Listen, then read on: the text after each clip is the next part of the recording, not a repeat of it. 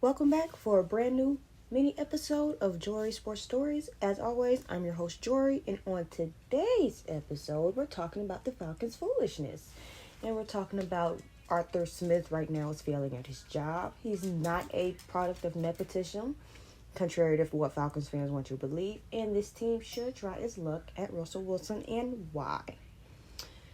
We got a lot to talk about. Let's get into it. This season has been an abject failure of a season. Desmond Ridder was a waste of a pick and a complete waste of time. Not using your offensive weapons like Tyler Algier and Bijan Robinson and Drake London that you drafted in the first round for is not smart, and losing winnable games. Let's get into the losing.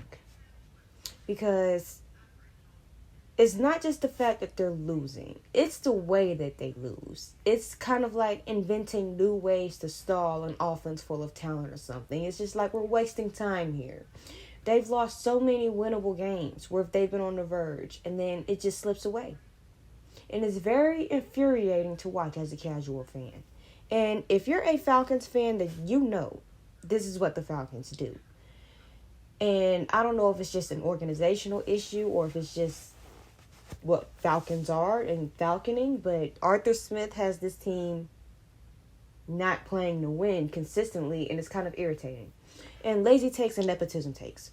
Listen here. Listen.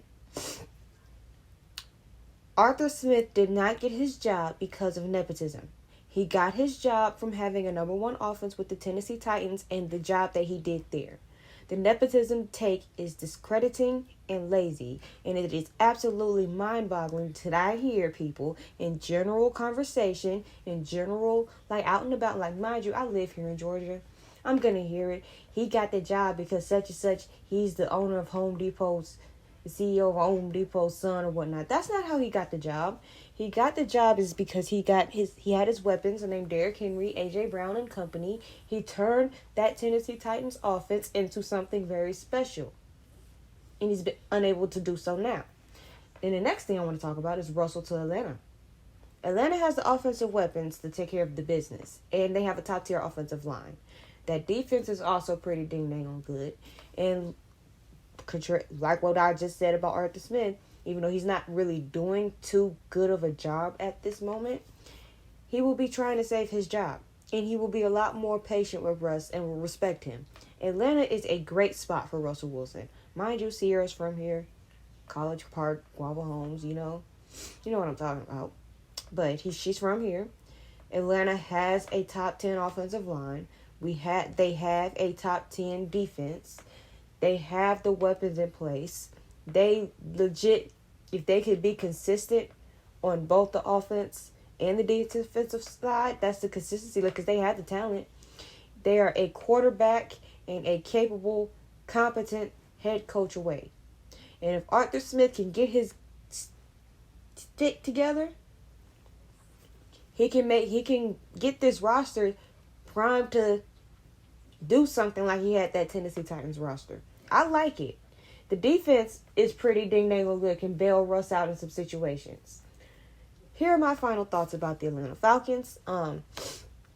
They literally went from having the division wrapped up to I'm not even going to make the playoffs at this point. Because they're not going to make the playoffs. After you lose to Carolina, and after you do some no-shows and Desmond Ridder starts rittering it up, and Heineke did give this team a nice little spark.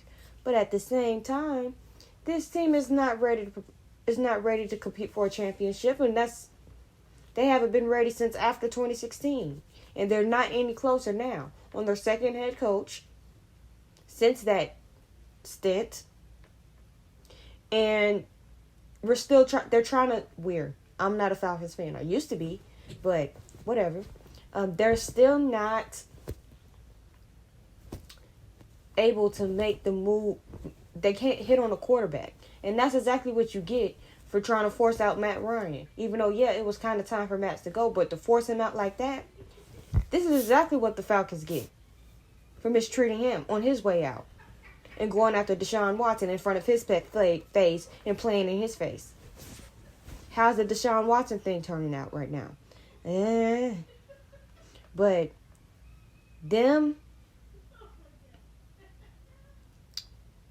the Falcons have quite a bit of work to figure out as far as organizationally, coaching wise, and whatnot. That's all I'm going to say about that. But if you liked what you heard today on this little mini episode about the Falcons, feel free to like, comment, and subscribe on YouTube, and check out the podcast everywhere that we find podcasts, like Amazon Music, Apple Music. I'll have another audio episode soon. It'll be a long episode too, but we have quite some things planned, and stick around till next time. You guys enjoy the rest of your day or evening, whenever you're watching this.